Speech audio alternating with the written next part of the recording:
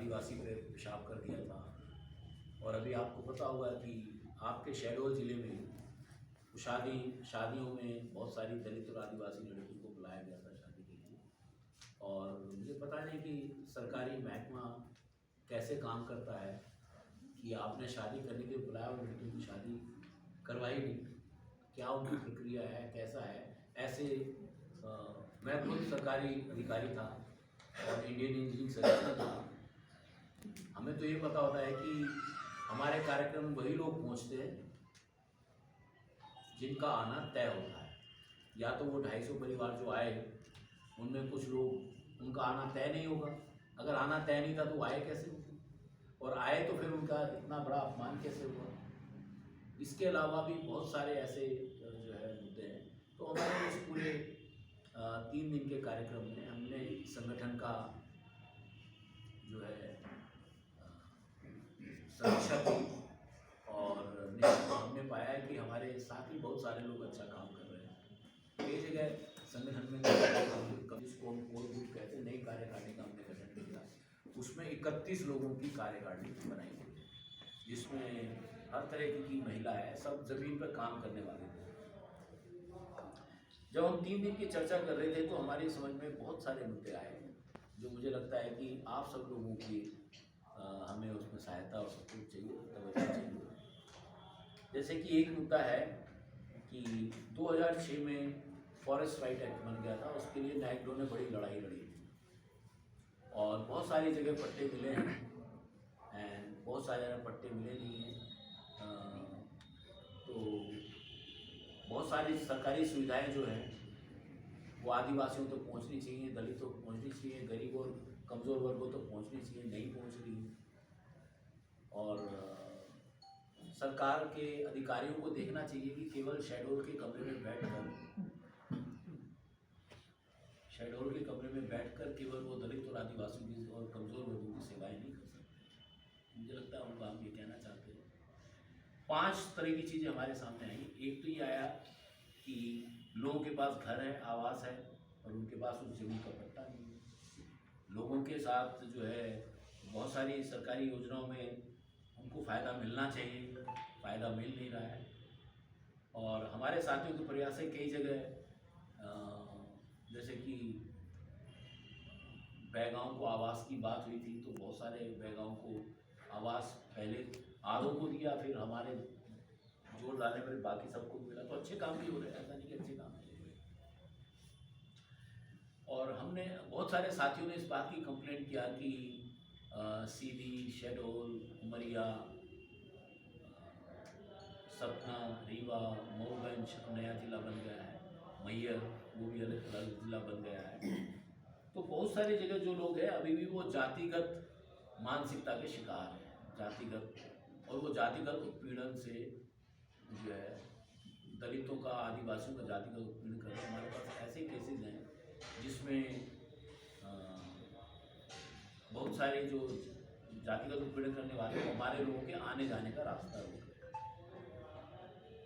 और ये काफ़ी चिंता का विषय है कि इस साल जब हम संविधान की 75वीं जयंती बना रहे हैं और उसके बावजूद हम लोगों को बराबर के अधिकार नहीं दे रहे हैं, उसके बावजूद हम अपनी जाति का जो है परिचय दे रहे हैं। हम उम्मीद करते हैं कि ऐसे लोगों से ऐसे लोग थोड़ा सा सावधान रहेंगे।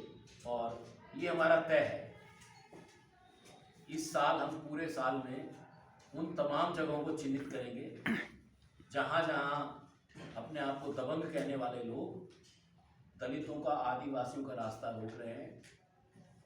और उस दस्तावेज को हम आपके सामने जारी करेंगे और उस दस्तावेज के बाद हम उन तमाम दबंगों पर, चाहे वो किसी राज परिवार का हो, चाहे वो किसी विधायक का दोस्त हो, चाहे किसी एमपी का रिश्तेदार हो, कोई भी हो, किसी भी जात बिरादरी का हो, जो दलित, आदिवासी और कमजोर वर्गों के आने जाने के रास्ते में बाधा बनेगा, उस बाधा को हम सख्ती से दूर करेंगे।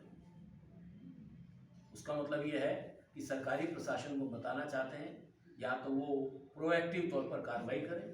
अगर वो कार्रवाई नहीं करेंगे तो फिर ये लड़ाई लंबी जाएगी। हम सड़कों पे भी उतरने की जरूरत होगी तो सड़कों पे उतरेंगे। हमारी सड़कों पे उतरना हमारी लास्ट चॉइस होती है, वो हमारा पहला कदम नहीं है। कानूनन तौर पर हम जो कार्रवाई कर सकते हैं वो हम कानूनी कार्रवाई करेंगे। जो अत्याचारों के मसले हैं उसमें बहुत सारे मसले इधर उधर हो जाते हैं, तो उस पर भी हमारा ख्याल है। हम लोगों ने अक्सर हम लोगों को छोटी जात या बाकी लोगों को बड़ी जात कहकर कहा जाता है, तो इस दौरान हम लोगों ने तय किया है कि अगर कोई भी अगर हमसे पूछेगा कि हमारी जात क्या है, तो हम उनको ये बताने वाले हैं बराबर जात। ये हमने नई टर्मिनोलॉजी है कि हम सब बराबर जात के हैं। अगर कोई ठाकुर साहब कहेंगे कि आपकी कौन सी जात है, तो हमारा जवाब यही होगा हम बराबर जात हैं। वो पूछेंगे बराबर जात कौन है, तो जो उनकी जात है वही हमारी जात की बराबरी है। तो पंडित जी पूछेंगे, उनको ही हम यही बताने वाले हैं कि हमारी जात बराबर जात है, ना आप हमसे ऊँचे ना हम आपसे नीचे। हमने ये भी तय किया है कि 76 साल के बावजूद 50% महिलाएं जो आदिवासियों की अभी भी अंगूठा टेकते हैं। तो संगठन ने हमारा ये फैसला हुआ है कि हम जिन जिन क्षेत्रों में हम काम करते हैं, हमारे जो सारे कार्यकारिणी के मेंबर हैं, उनकी ये जिम्मेदारी लगाई गई है कि हर एक नेता और कार्यकारिणी का मेंबर 5000 परिवारों की देखरेख करे। और 5000 परिवारों की देखरेख का मतलब ये है कि साल में वो 5000 परिवारों की सेवा करेगा। परिवारों की सेवा का मतलब है कि वो ये मालूम करेगा कि उसके काम से कानूनी अधिकार है जिनका हनन हो रहा है, और संगठन कैसे उन हनन को दूर करवाने के लिए कोशिश कर सकता है। कौन से परिवार ऐसे हैं जिन परिवारों में अशिक्षित लोग हैं, और उन अशिक्षा को उनको अनपढ़ उनकी जो शिक्षा को अशिक्षा को दूर करने के लिए संगठन क्या प्रयास कर सकता है। और उसके लिए हमने ये तय किया है कि जो बिल्कुल अंगूठा टेक लोग हैं, तो गांव देहात में कोई भी 8वीं 10वीं पढ़ा जो लड़का या लड़की है, पार्टिकुलरली अगर लड़की होगी, तो हम उस लड़की को ये जिम्मेदारी देंगे कि वो जो अशिक्षित लोग हैं, जो अनपढ़ लोग हैं, उनको अक्षर ज्ञान कराएं, उनको लिखना पढ़ना सिखाएं। और उस लड़की को या जो भी पढ़ाने वाला व्यक्ति होगा, जो भी अशिक्षित व्यक्ति होगा, वो उसको महीने में 20 रुपया देगा, जिससे कि उसका खर्चा निकल जाए। अब सरकार तो हमेशा पैसे का रोना रोगी, उसको पैसा नहीं है, कर्जे में डूबी है। आपके कर्ज, सरकार के कर्जे में डूबने से 75 साल हो गए, अब कब तक हम इंतजार करेंगे कि हमारे लोगों को पढ़ाया लिखाया जाएगा। तो हमने ये अपने संगठन के तौर पर तय किया है कि हम अपने लोगों को खुद पढ़ाने लिखाने की जिम्मेदारी लेते हैं। और हम ये मानते हैं कि सरकार का अपराध है कि सरकार अगर हमारे लोगों को 75 साल बाद भी अशिक्षित अनपढ़ बनाए रखी है, तो ये सरकार इस अपराध की अपराधी है। अब उसका तो हम कुछ नहीं कर सकते, लेकिन हमने ये तय किया है कि कम से कम हम अपने लोगों को शिक्षित करें।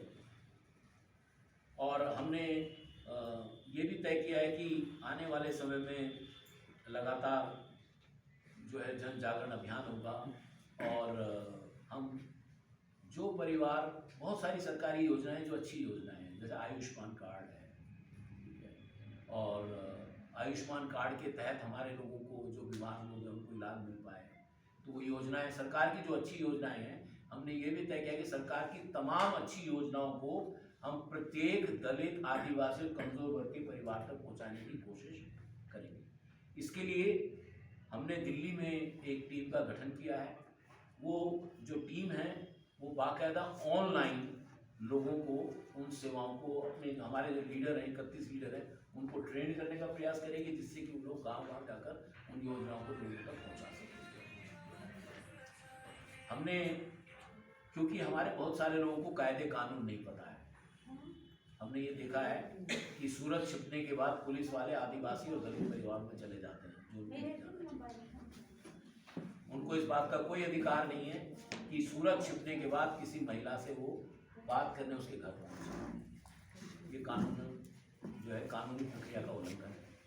तो हमने ये तय किया है कि हम महीने में एक बार अपने तमाम नेताओं के साथ साथ जो भी व्यक्ति हमारे से, जो भी दलित, आदिवासी, कमजोर वर्ग का व्यक्ति जुड़ना चाहेगा, तो दिल्ली में हम किसी बड़े वकील को लाकर महीने में एक बार जो अलग अलग धाराएं हैं, और अब तो आपको पता होगा कि भारतीय दंड संहिता आ गई है, तो उन धाराओं के बारे में तो सामान्य परिवारों को तो छोड़ ही दीजिए, पुलिस वालों को भी उनकी जानकारी नहीं है। तो कम से कम अब पुलिस वालों को कानून का बारे पढ़ाने की जिम्मेदारी सरकार की है, लेकिन हम अपने समाज को कानून के बारे में हमको शिक्षित करेंगे और दिल्ली में जो बड़े बड़े कानूनी एक्सपर्ट हैं उनके साथ महीने में एक बार उनकी ऑनलाइन मीटिंग करेंगे। अब ज़्यादातर हमारे बहुत सारे लोगों के हाथ में स्मार्टफोन है, तो हम उसका इस्तेमाल करेंगे। और हम ये अपील करना चाहते हैं, आप सब लोगों से अपील करना चाहते हैं कि दलित और आदिवासी इस समाज दलित आदिवासी और कमजोर वर्ग के जो लोग हैं वो इस समाज में संविधान के तहत सम्मान चाहते हैं, बराबरी का सम्मान चाहते हैं। हम ना किसी से ये अपेक्षा करते हैं कि वो हमें बड़ा माने, ना हम किसी से ये अपेक्षा करते हैं कि वो हमको छोटा माने। और बहुत सारे मुद्दे जो हमारी जानकारी में लाए गए हैं, मेरी जानकारी में लाए गए, स्पेशली जैसे अंजू जी ने वो शादी वाला जो मसला है, महिलाओं वाला जो मसला है, वो दिल्ली तक भी पहुंचा है। और हम यहाँ के सरकारी अमले को ये बताना चाहते हैं कि मैंने ये देखा है उस टीम में ज़्यादातर आदिवासी और दलित थे, लेकिन जो टीम गठित की है उसमें उनकी माइनॉरिटी है। हम इस सवाल को संसद में उठाएं और सरकारी अमले को बताना चाहते हैं कि अगर न्याय नहीं हुआ तो ये बजट सेशन में संसद में उठाया जाएगा। और मध्य प्रदेश सरकार को जो बजट आवंटित होता है, आपको पता होगा कि बजट के दौरान आवंटित होता है, हम कोशिश करेंगे कि उस बजट आवंटन में अगर हमारे लोग के साथ अन्याय जारी रहता है, उस बजट आवंटन में हम कट मोशन करवाएंगे, जिससे कि मध्य प्रदेश की सरकार के मुद्दों पर वहाँ पर विस्तृत चर्चा कट मोशन के नाते हो जाए। हम लोग ये भी तैयारी कर रहे हैं कि जो दिल्ली में यहाँ के जो सांसद हैं, यहाँ के लोग तो सांसद से मिलेंगे और हमारे जो साथी मध्य प्रदेश में भोपाल में रहते हैं वो वहाँ विधायकों से मिलेंगे। यहाँ के लोग तो मिलते रहते हैं। और अगर यहाँ के लोग हमें अगर प्रॉपर जानकारी देते हैं तो हम यहाँ के जो मध्य प्रदेश के सांसद हैं उनको दिल्ली में भी घेरने का प्रयास कर सकते हैं। हम संविधान के साथ हैं और संविधान की और कानून का पालन करना चाहते हैं, करते हैं। हम लोगों से यही उम्मीद करते हैं कि कानून अपने हाथ में रहे। हमारा संगठन पूरी तरह से जो है इस बात में यकीन करता है, हमारा हिंसा में कोई यकीन नहीं, हमारा नक्सलवाद में कोई यकीन नहीं, हमारा किसी अतिवाद में कोई यकीन नहीं। हम पूरी तरह से अम्बेडकरवादी, फूलेवादी, बिरसा मुंडावादी, हम तमाम अपने उन समाज के महापुरुषों को, साहू महाराज जी, सावित्रीबाई फुले जी, हम उनको मानते हैं। तो हमारे कानों में ये खबर आई है कि कुछ लोग ये कोशिश कर रहे हैं कि संगठन को नक्सलवादी संगठन घोषित कर दिया जाए। हमको सूचना देना चाहते हैं कि ये संगठन बाबा साहब डॉक्टर अम्बेडकर और संविधान के आदर्शों से चलता है और हमारा नक्सलवाद में कोई यकीन नहीं है। अगर हमारे ऊपर कोई शोषण करने लादने की कोशिश करेगा तो उसका पूरा जवाब दिया जाएगा। एक बात जो हमारे बीच में जो मेरे दिमाग से निकल गई थी, हमारे बहुत सारे लोगों पर पुलिस ने फर्जी मुकदमे डाले और हमने अपने तमाम साथियों को कहा है कि इस पूरे क्षेत्र में जिस व्यक्ति के ऊपर फर्जी मुकदमा है उस फर्जी मुकदमे का दस्तावेजीकरण किया जाए और वो दस्तावेज हम राज्य सरकार को भी भेजेंगे, सीएम साहब को भी भेजेंगे, जिला कलेक्टर को भी भेजेंगे और उन सारे फर्जी मुकदमों की पूरी जो रिपोर्ट है हम दिल्ली में तमाम मीडिया के सामने जारी करेंगे और संसद में उस पूरी की पूरी रिपोर्ट को हम जो हमारे अनुसूचित जाति, जनजाति और हो सकेगा तो जो विपक्ष के नेता हैं उनके पास भी हम जाकर इन फर्जी मुकदमों को संसद और देश के सामने, सरकार के सामने। मुझे इतना ही कहना था। आपका कोई सवाल है तो मैं आपके सामने आ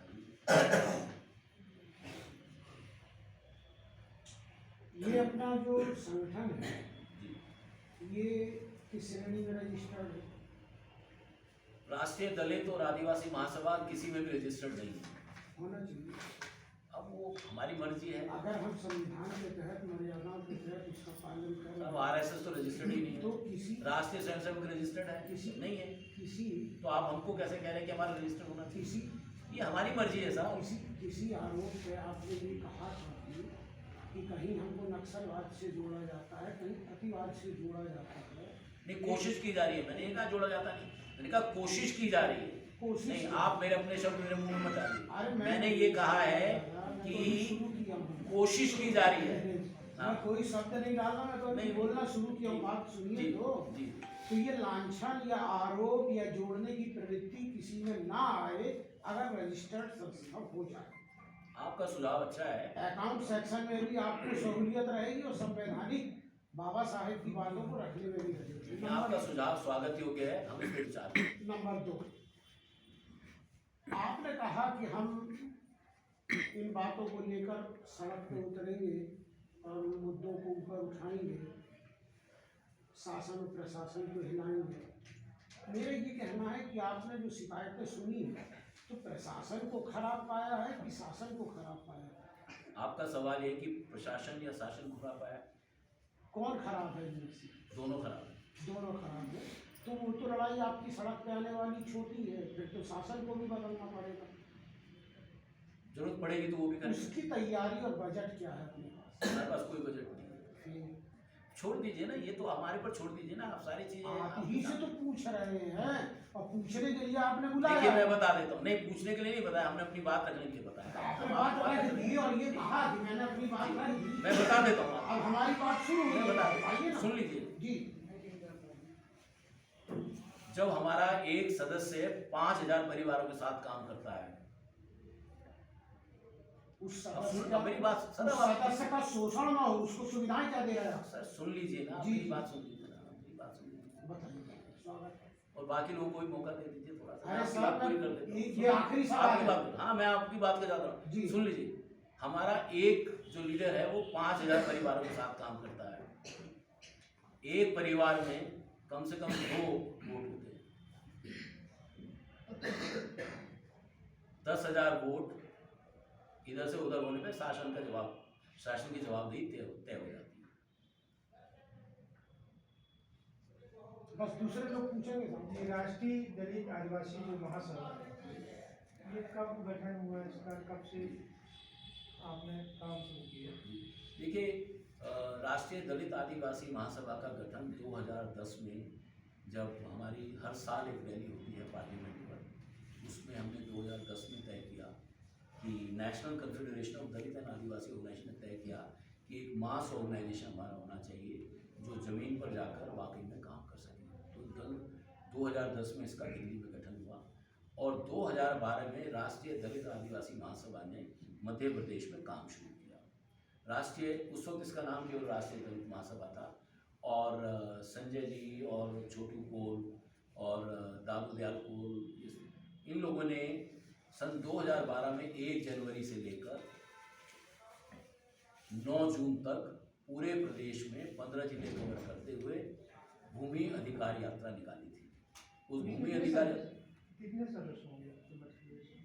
मैं समझता हूँ कि हमारे करीब करीब 3.5 लाख सदस्य होंगे मध्य प्रदेश में।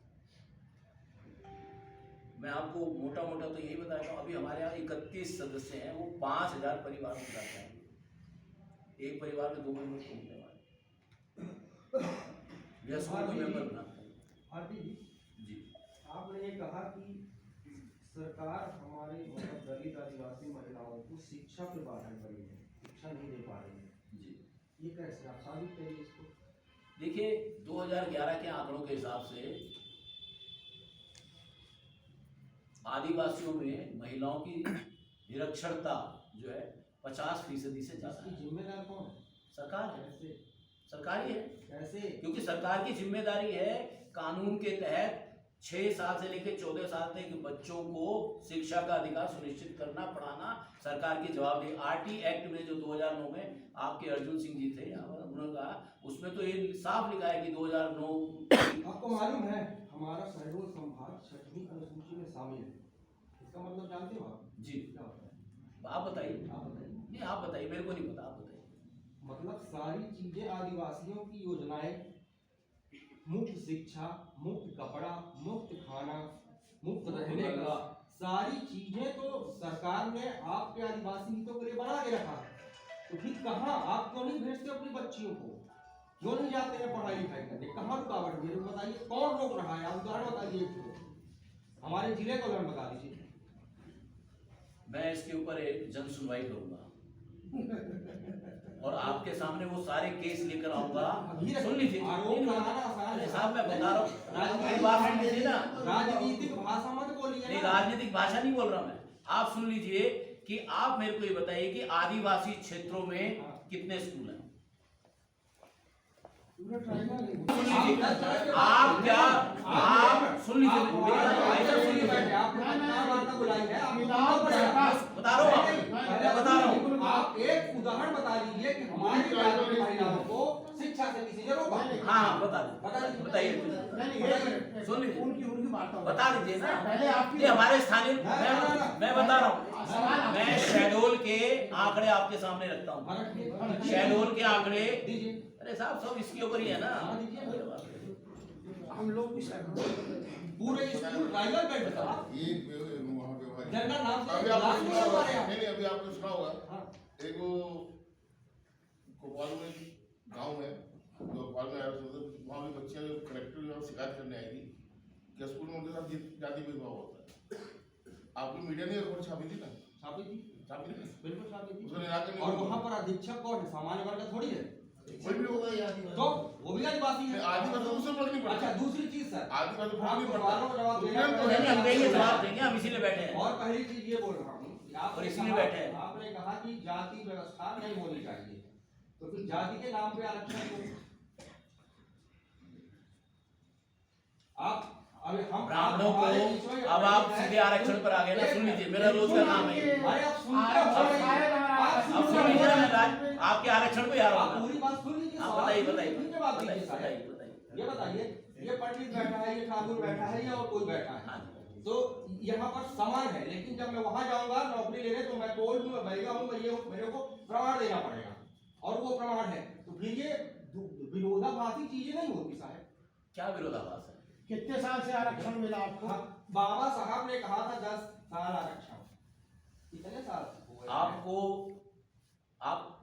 आपकी पढ़ाई मैं आरक्षण विरोधी नहीं, नहीं, नहीं, भाई मैं आपके आरक्षण समर्थक मान रहा हूँ आपको। पार्लियामेंट से ज्यादा है। सुन लीजिए। बता रहे हैं हम, आप संशोधन की बात करेंगे कि 10 साल बढ़ाया गया आरक्षण। अरे भाई साहब सुन लीजिए, आपने जवाब कर दिया ना, बताइए। मैं आपसे पूछ, सबके सामने पूछ रहा हूँ आपसे, बताइए।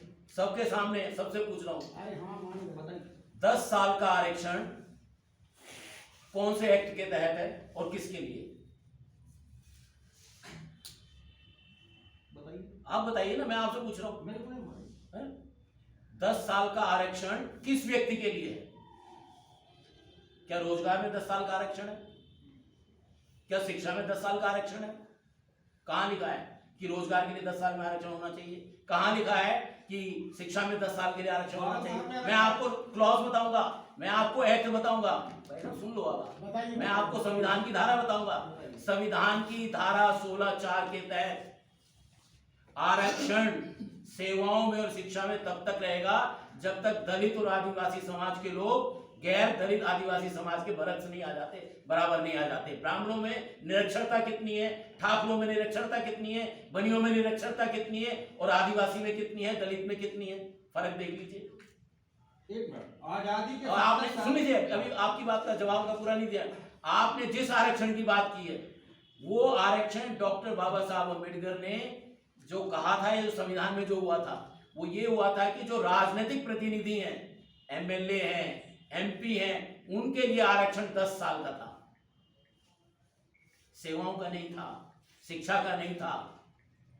तो और मैं आपको बता रहा हूं कि ये भ्रांतियां हैं हमारे समाज में, और ये आप हम इसलिए बैठे हैं यहाँ पर कि जो कमजोर वर्ग है वो बराबर के लेवल पर आए। मुझे तो लग रहा है कि अगर आप लोग उनको बराबर के लेवल पे नहीं लाना चाहते तो अलग बात है। हम लोग नहीं, एक मिनट, आप मतलब ये जो दलित समाज, आदिवासी समाज बराबरी के उसमें नहीं आ पाए, इसका जिम्मेदार कौन है? एक मिनट, आपने कहा, एक मिनट, अब आप मेरी बहस चल रही है, सुन लीजिए मेरी एक बात। सवाल, मेरा दोनों सवाल जुड़ा बताइए, हुआ। आपने कहा राजनीतिक लोगों के लिए 10 साल का आरक्षण था, उसको समाप्त करने के लिए आप लोग आगे क्यों नहीं आ रहे? हम क्यों करें? अब ये बताइए, आप ही के समाज के लोग मंत्री हम मिनिस्टर क्यों हैं। करें? हमारे शहडोल मेरे को ये बताइए कि क्या ब्राह्मण अपना आरक्षण खत्म करेगा मंदिर का? नहीं, शंकराचार्य का आरक्षण खत्म करेगा? विषय से भटक ये रहे हैं। बताइए। नहीं नहीं, विषय से नहीं भटक रहा। अरे आप अपना मंदिर का आरक्षण खत्म नहीं करेंगे, आप अपना सेना में आरक्षण खत्म नहीं करेंगे, आप अपना दुकानदारी में ट्रेडिंग में आरक्षण खत्म नहीं करेंगे, और दलित आदिवासी कहेंगे कि संविधान के तहत जो आरक्षण है उसको खत्म कर दो। ऐसे कैसे होगा? ये कहीं खत्म नहीं ये हुआ। आरक्षण खत्म हुए। अरे भाई साहब, राम भद्राचार्य का स्टेटमेंट सुना आपने? अभी तो यहाँ आपकी बात हो रही है, यहाँ तो कोई शंकराचार्य नहीं बैठा है। परिवर्तन आया है।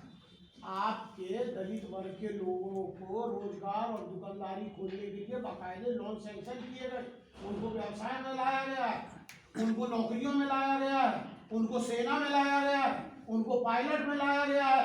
लेकिन मध्यम वर्ग का आरक्षण चटनी पीस के रख दिया गया है। मुहताज हो गया है आज सामान्य वर्ग का आदमी। कहीं नौकरी के लिए वैकेंसी निकले, आपको लिखाई दे, आप बताना कि सामान्य के लिए नौकरी। मैं बता देता हूँ आंकड़े देता हूँ। क्या है भाई साहब, ईडब्ल्यूएस क्या है? मैं आपको आंकड़े बताता हूँ। मैं नहीं केंद्र सरकार के आंकड़े बता रहा हूँ। मुझे पता है आपकी प्रेस कॉन्फ्रेंस खत्म हो गई है, लेकिन मैं आपको आंकड़े बता देता हूँ।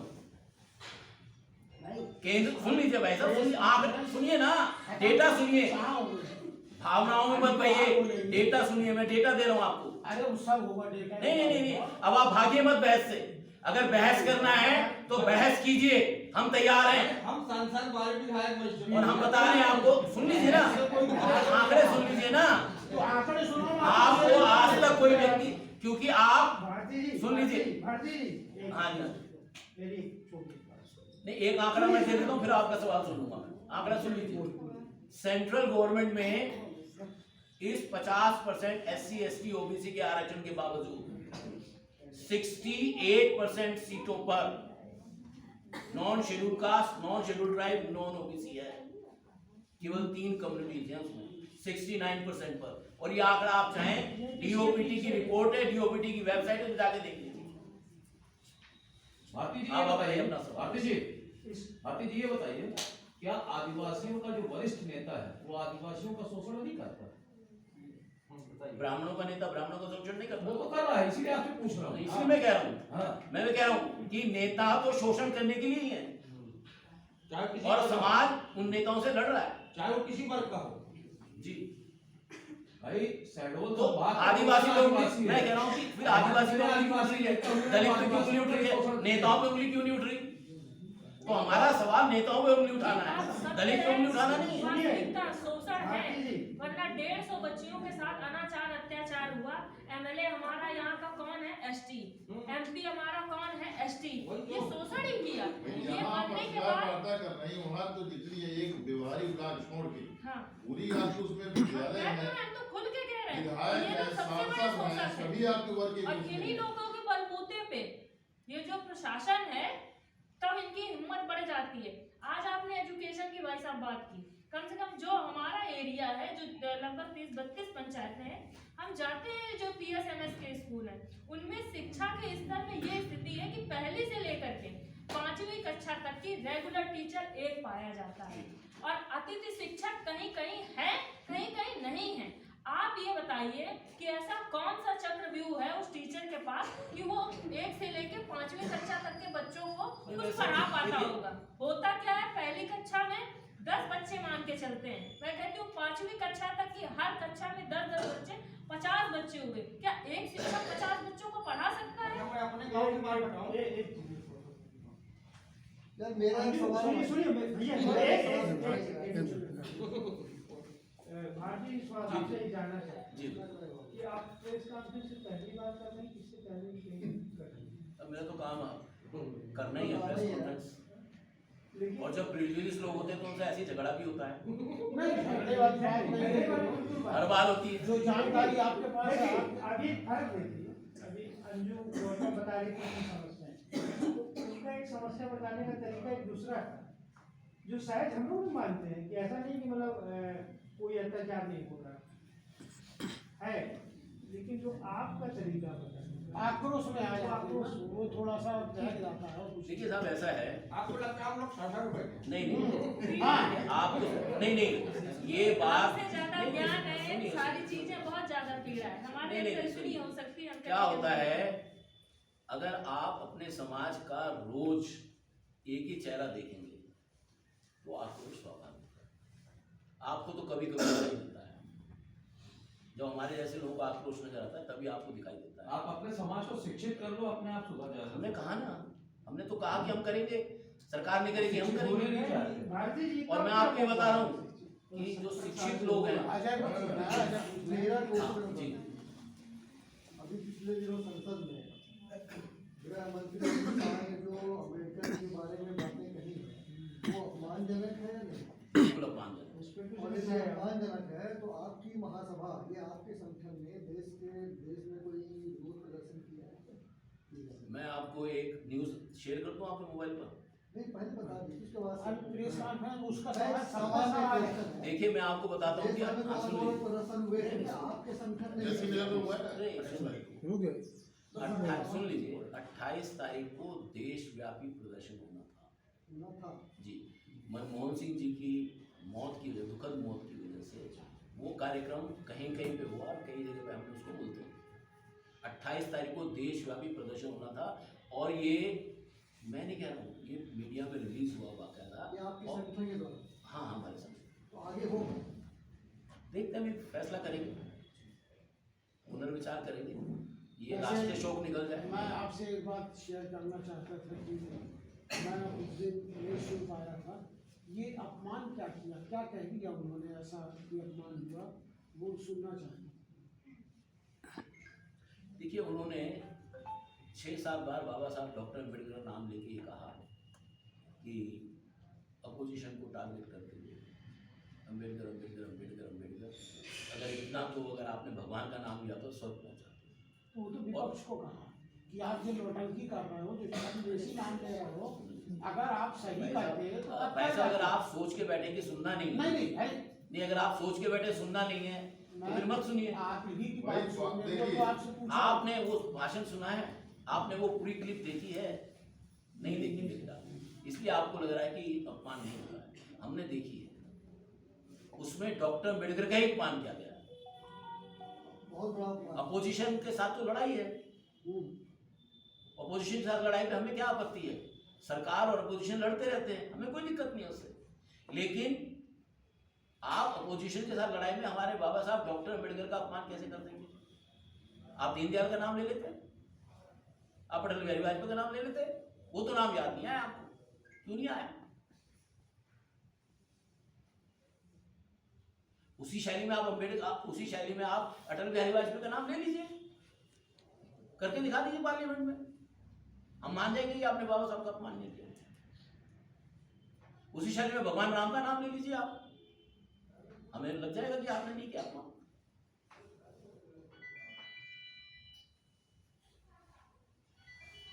और हमारा मानना ये है कि ये अपमान देश के एक एक दलित आदिवासी संविधान को मानने वाले व्यक्ति के घर में पहुंच गया है। इसका परिणाम होगा। अगर आसान तरीका, भारत की संस्कृति में यह है कि कोई गलती हो जाए तो माफी मांग लो, जब भारतीय और लोग भूल जाते हैं, ये लोग छोड़ देते हैं उसे।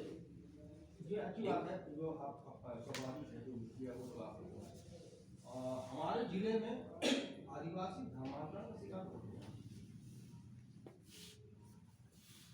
देखिए धर्मांतरण पूरे देश में होता है, मैं धर्मांतरण के पक्ष वाला व्यक्ति नहीं।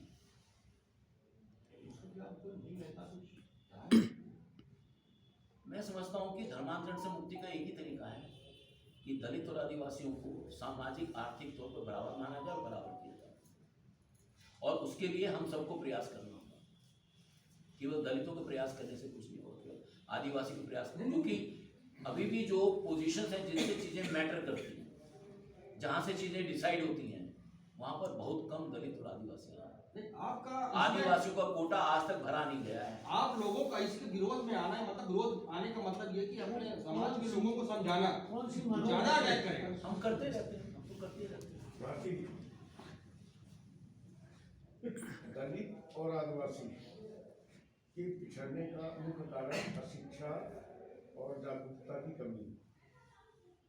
आप नहीं मानते इस बात? नहीं, मैं नहीं मानता। क्या कारण मानते? मैं समझता हूँ कि दलित और आदिवासियों के पिछड़ने के कारण ऐतिहासिक हैं। उनको सत्ता से, उनको शिक्षा से, उनको आर्थिक सामाजिक संसाधनों से और उनके साथ जो भेदभाव होता है वो सब इसमें शामिल है। ये बहुत आसान है कहना कि शिक्षा और इसकी वजह से होता है, ऐसा नहीं है। नहीं तो लोग जागरूक नहीं है, अपने हक के लिए जागरूक नहीं है। अरे साहब वो तो जागरूक हैं, वो तो जागरूक हैं, लेकिन जब प्रशासन, जो सरकार, जब कार्रवाई नहीं होगी तो क्या होगा? एक सवाल अभी आपने बात और कही इसी से जुड़ा हुआ, मैं दोनों के साथ करूँ जी जी कि दलित और आदिवासी समाज में फर्जी मुकदमे कायम हो, ठीक है।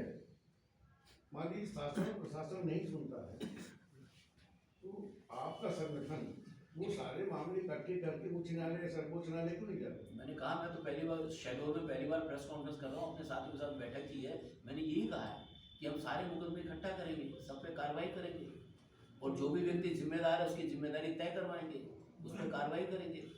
ये मेरा आक्रोश लग रहा है। मैं आपको एक केस बताता हूँ। नहीं, हमारे बीच में कई साथी बैठे जिनके ऊपर फर्जी मुकदमे नहीं बताया तो प्रशासन कैसे काम करता है। एक लड़की एक केस करीब आएगा, उसने वन अधिकार में उनके पति का नाम था, खत्म हो गया। आज 4 साल से धक्के खा रही है, 4 कलेक्टर बदल गए, बहुत का नाम आज तो नाम नहीं चला। प्रूफ है एक के लिए तो कल ही में एक नहीं, वही प्रशासन ने क्या बोला कि भाई हमें पता ही नहीं था कैसे होगा, इसका पता ही नहीं कि नवाज होगा कैसे अधिकार पर। जब प्रशासन को खुद ही नहीं पता कि वन अधिकार का नवाज कैसे होगा तो लोग कहेंगे। जब एक लड़की जो लोकसभा चुनाव लड़ी है, वो बेटी अभी लड़ी लोकसभा, उस लड़की के साथ 4 साल से 4 कलेक्टर बदले, 5 बदल गए। अभी नरेंद्र जैन है यहाँ पे, बाबू सिंह जामोद थे कमिश्नर, है ना, अभी शर्मा जी है, उससे पहले शर्मा जी थे, सब जगह लेटर पहुंचे। अब बताइए 4 साल कोई बच्चा भटक रहा है, 4 साल में सुनवाई नहीं है, तो कैसे होगा? ये जाति और भेदभाव। नहीं, देखिए ऐसे मामले आप लोग मीडिया सामने लाते क्यों नहीं जब लाते सामने? तो वाले आंदोलन हुआ था ना बड़ा, दया विकास संघ में बड़ा आंदोलन हुआ था ना। अंजू राय की नहीं, तो वाला देखिए, व्यवहारिक वाला क्या है कि देखिए हम को ये तय हम साल भर से ज्यादा का समय बीत गया। आज अपने जीत विजय में आप ही मेरा एक सवाल, हाँ। मेरा एक सवाल, एक सवाल। अभी तक मिला नहीं। ये जो पूरी बातचीत हुई है आपने जो बोला, मैं एक सवाल करना चाहता हूँ बिल्कुल। कि आपका एजेंडा राहुल गांधी चला रहे हैं, राहुल गांधी का एजेंडा आप चला रहे हैं, एक दूसरे को समझ मैं तो छोटा सा आदमी, हम तो नहीं चला सकते उनका एजेंडा, लेकिन मैं पूरी ये बात बता, राहुल गांधी बोलते हैं लेकिन और राहुल गांधी जो बोलते हैं वो पूरी बात आज आपने की है। पता नहीं आपको ये किसने बता दिया, लेकिन मैं आपको नहीं, ये नहीं, बताना मैं सुनता चाहता हूँ, हूँ। किसी ने बता दिया, सही बात है। नहीं, मैं आपको ये बताना चाहता हूँ कि मैं समझना चाहता हूँ कि एजेंडा दोनों एक ही है। देखिए, मैं अगर आप मेरे को 1-2 मिनट दें, सन 1998 में पूरे देश के दुनिया के दलित मलेशिया के कुआलालंपुर में इकट्ठे हुए, तब मैं ऑस्ट्रेलिया में पढ़ता था, हायर एजुकेशन के लिए, और हमने वो विश्व दलित सम्मेलन बुलाया था। उसमें साहब काशी राम, फूलन देवी, रामविलास पासवान, सब लोग थे। उस सम्मेलन में आपको पता ही है, जब सारे विद्वान एक जगह इकट्ठे होते हैं तो विद्वानों में मत भिन्नता इतनी होती है, कई बार फैसले भी नहीं हो पाते, तो नहीं हो पाया। मुझे बड़ा दुख हुआ क्योंकि 3-4 करोड़ रुपया लोगों ने इकट्ठा किया, खर्च किया, और इतने बड़े बड़े नेता भी थे उसके अंदर, रामविलास पासवान थे, काशी राम थे, फूलन देवी थी, और वो कमला सिन्हा थी, ऐसे तमाम, चिंता मोहन थे। मुझे लगा यार इतनी मेहनत हमने की, उसका कोई परिणाम, हमारी उम्मीद ये थी उस सम्मेलन से कि विश्व के स्तर पर कोई एक ऐसा प्लेटफॉर्म बने जहाँ की दलितों के सामाजिक आर्थिक विकास का काम। मेरी जिम्मेदारी उसमें ये थी कि मुझे स्ट्रेटेजी फॉर दलित डेवलपमेंट पेश करना, वो मैंने पेश की वहाँ पर, लेकिन कुछ हो नहीं पाया। फिर मैं जब भारत आया तो सन 2001 में हमने national confederation of Dalit and Adivasi organisation create किया। नैकडोर का काम दलित समाज का एजेंडा डिसाइड करना है। हमारा एक काम ये है कि दलित समाज अगले 5 साल, 10 साल, 20 साल किन मुद्दों पे काम करेगा, वो एजेंडा फिक्स करना है। मैं आपको एक छोटी सी उदाहरण देना चाहता हूँ जो शायद आपकी निगाह में आया होगा। कोई भी आज दलित और आदिवासी नेता है, वो बजट और स्पेशल कंपोनेंट प्लान और शेड्यूल कास्ट प्लान और ट्राइबल सब प्लान की बात करता है। ये एजेंडा 2001 में नैकडोर ने शुरू किया। नैकडोर ने वित्त मंत्री को कहा कि आप ट्रेड यूनियनिस्ट को बुलाते हो, आप मजदूरों को बुलाते हो, आप किसानों को बुलाते हो, आप इंडस्ट्रीज को बुलाते हो, दलितों को क्यों नहीं बुलाते हो? तो फिर प्री बजट मीटिंग में नागडोर के कहने पर प्री बजट मीटिंग में फाइनेंस मिनिस्टर के साथ नागडोर जाता है। तो हमारा काम सकारात्मक है, हमारा काम नकारात्मक नहीं है। लेकिन आपको मैं ये भी बताना चाहूँगा, जब सुप्रीम कोर्ट ने SC/ST एक्ट को डाइल्यूट किया 20 मार्च 2018 में, तो नागडोर कभी जो है आंदोलनात्मक फॉर्म में नहीं जाता, कभी नहीं जाता है। इसीलिए राष्ट्रीय दलित महासभा और डॉक्टर अंबेडकर महासभा का क्रिएशन हुआ। लेकिन 2018 में हमारे प्रत्येक परिवार के जीवन पर संकट आ गया उस डायल्यूशन की वजह से। तो तब 2 अप्रैल 2018 का भारत बंद नागडोर ने किया। अभी सब कैटेगराइजेशन का उसमें भी हमारी सरकार के साथ तूतू मैमे चलती रहती है। इसका मतलब है तूतू मैमे का मतलब ये नहीं कि हम सरकार के साथ काम नहीं करेंगे। और हम नागडोर के कार्यक्रम में तमाम पॉलिटिकल पार्टी के नुमाइंदों को बुलाया जाता है। नागडोर किसी भी पॉलिटिकल पार्टी का फ्रंट ऑर्गेनाइजेशन नहीं है, मास ऑर्गेनाइजेशन नहीं है। बहुत सारे लोग मानते थे कि हम जब BSP अपने उफान पे थी, लोग मानते थे BSP का प्लेटफॉर्म है। अब कांग्रेस थोड़े उफान पे, तो लोगों को लग रहा है कांग्रेस का प्लेटफॉर्म है। ऐसा नहीं है, हम किसी भी पॉलिटिकल पार्टी के पिछलग्गू नहीं है। हम केवल एक समाज के, केवल हम अगर पिछलग्गू हैं तो हम दलित और आदिवासी समाज के पिछलग्गू, उनके भलाई के साथ हमारा एजेंडा है। पहले दलित आदिवासी केवल अत्याचार, केवल इन चीज़ों में मुद्दे उठाते थे। नागडोर ने उनके सोचने के तरीके को विकसित किया है। हमने ये भी कहा है कि सरकार पर अपने अधिकार के लिए ज़्यादा निर्भर रहना ठीक नहीं है। बहुत सारे काम हम अपने आप कर सकते हैं। जैसे अगर गांव में हमारा 10वीं 12वीं पढ़ा कोई बच्चा है, तो वो हमारे गांव के सारे बच्चों को अनपढ़ता निरक्षरता से दूर कर सकता है। वो काम हम करते हैं, वो तो अच्छी सोच है। तो हमारा काम अपने समाज का ट्रांसफॉर्मेशन करना है, पूरे समाज का रूपांतरण करना है। और मैं समझता हूँ कि जो सदियों का कोड है वो रातों रात ठीक नहीं होगा। ये सदियों का कोड है और इस कोड की जिम्मेदारी कुछ लोगों के ऊपर तो है। ऐसा नहीं कि वो अपने आप कोड पैदा हो गया। हम ये चाहते हैं, और आज़ादी के आंदोलन में उन लोगों ने इस बात को रियलाइज़ किया कि हाँ भाई, हमारे समाज के तबके जो हैं थोड़े पिछड़े हैं, इनको आगे लाने के लिए हमें प्रयास करने चाहिए। अब क्या होता है, जो सदियों की बात 75 साल में हमारी जो सारी सिंपैथी खत्म हो रही है, उनकी चिंताजनक है। हम देख रहे हैं हमारी आंखों के सामने उनके साथ जो हो रहा है, हम देख रहे हैं, लेकिन हम उसको नजरअंदाज कर रहे हैं क्योंकि हमारे जातिगत हित हमारी आंखों के सामने आता है। मैं समझता हूँ कि हमारे समाज को सबको समझना चाहिए, और इसलिए हमने कहा कि कोई अगर हमसे पूछेगा आपकी कौन सी जात है, हम अपने आप को ऊंचा नहीं कह रहे, हम कह रहे हैं हम बराबर जात हैं, ना नीचा है ना ऊपर है। और एक बात हमको समझनी है कि जस्टिस का दृष्टिकोण, न्याय का दृष्टिकोण जो है, वो जो जितना कमजोर व्यक्ति होगा उसका न्याय का दृष्टिकोण उतना मजबूत होता है, और जो जितना आदमी संपन्नता की तरफ बढ़ता है, न्याय के प्रति उतना धींगा मुस्ती का उसका एटीट्यूड बढ़ता जाता है। हमारे इतिहास भी इस बात को बताते हैं, सारे प्रमाण इस बात के। अच्छा, ये जो सरकारों ने छूट दे रखी है शराब बनाने की, गलत है। मैं तो आज कह रहा था, हमारी चर्चा हुई थी, वो एक आदमी ने हमारे कहा कि मैं बनाता हूँ शराब, तो मैंने कहा भाई तू शराब बना, पर 5 लीटर मत बना। 500 लीटर बना? नहीं, 5 लाख लीटर बना, और जैसे बाकी शराब बिकती है वैसी बेचो। 5 लीटर बनाना, 5 लीटर बनाएगा तो अपने समाज को शराबी बनाएगा, 5 लाख लीटर बनाएगा तो देश को बेचेगा, सरकार को आमदनी होगी उससे।